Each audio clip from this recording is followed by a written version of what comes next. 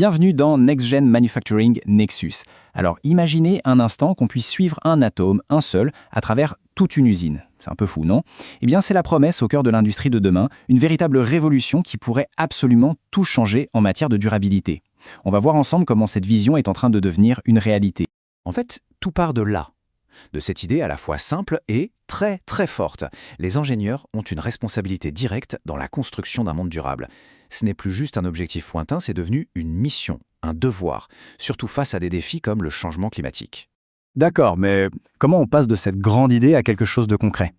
Voyons un peu comment les ingénieurs transforment ce mandat en véritables actions sur le terrain. Ce qui est vraiment intéressant ici, c'est que cette responsabilité, elle va bien au-delà de la simple technique. Ça demande une vision à 360 degrés. Quel est l'impact du projet sur la planète, sur les ressources, mais aussi, et c'est crucial, sur les communautés locales? On ne réfléchit plus en pièces détachées, mais en un tout. C'est une approche qu'on appelle holistique. Pour appliquer ces principes de manière, disons, systématique, les ingénieurs ont besoin d'un cadre, d'une méthode. Et ce cadre, c'est ce qu'on appelle la pensée en cycle de vie. L'outil en question, c'est donc l'ingénierie du cycle de vie, ou ICV. L'idée est plutôt simple à saisir. Pour vraiment comprendre un produit, il faut connaître toute son histoire, depuis l'extraction de ses matières premières jusqu'à son recyclage. C'est comme écrire sa biographie complète, de sa naissance à sa fin de vie. Et voilà les 4 grandes étapes de ce parcours. On part de l'acquisition des matières premières, on passe à la fabrication, puis à l'utilisation, et on termine avec la fin de vie. Le point le plus important à retenir, c'est que chacune de ces phases a un coût environnemental, un coût qui doit être compris et surtout mesuré. Cette image, elle résume parfaitement le but ultime. L'objectif, ce n'est plus seulement de limiter les dégâts, non. C'est de créer des systèmes qui fonctionnent en totale harmonie avec la nature, qui se régénèrent d'eux-mêmes. En gros, on passe de l'idée de machine à celle d'écosystème vivant. Bon, cette vision est magnifique, mais pour y arriver, il y a un obstacle de taille. Un vrai angle mort, surtout dans une industrie absolument critique. C'est là que notre histoire prend un tournant décisif. Alors, entrons dans le vif du sujet. Le problème, c'est ce qu'on appelle l'opacité au niveau moléculaire. Pour faire simple, les systèmes de gestion classiques suivent des tonnes de matériaux. Ça, pas de souci. Mais ils sont complètement aveugles quand il s'agit de tracer l'origine d'un seul atome à travers des chaînes de production hyper complexes. On sait ce qui entre, on sait ce qui sort, mais le voyage de l'atome lui-même, ça reste un grand mystère. Et là, le temps presse. D'ici 2026, un consortium industriel majeur va exiger des entreprises qu'elles déclarent la quantité exacte de carbone renouvelable, ce qu'on appelle le carbone biogénique, dans leurs produits. La question est simple, comment prouver qu'un produit est vert si on ne peut pas suivre les atomes verts? C'est tout le défi. Et face à ce problème d'opacité moléculaire, une solution vient d'apparaître. Et sans surprise, elle est basée sur l'intelligence artificielle. On vous présente Karat.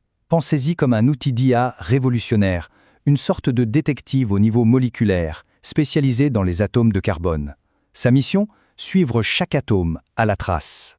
Le fonctionnement est incroyablement malin. D'abord, Karat aspire toutes les données que les entreprises ont déjà. Ensuite, c'est là que la magie opère. L'IA va simuler chaque réaction chimique et cartographier le destin de chaque atome. Le résultat à la fin? Un calcul ultra précis qui révèle la part exacte de carbone renouvelable. C'est la fin du brouillard et le début de la transparence atomique.